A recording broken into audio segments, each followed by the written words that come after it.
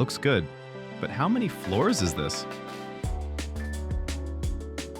Now you know. Early designs often start with form. With split volume, you can take any mass you've sketched, even complex shapes, and split it into stories in seconds. You can divide the mass by a specific height, by the number of floors you want, or by using the story heights already defined in your project.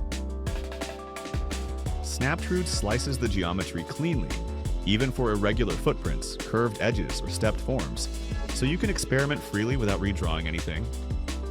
This lets you shape the envelope first, then test different stacking options, proportions, and floor counts as you explore the design.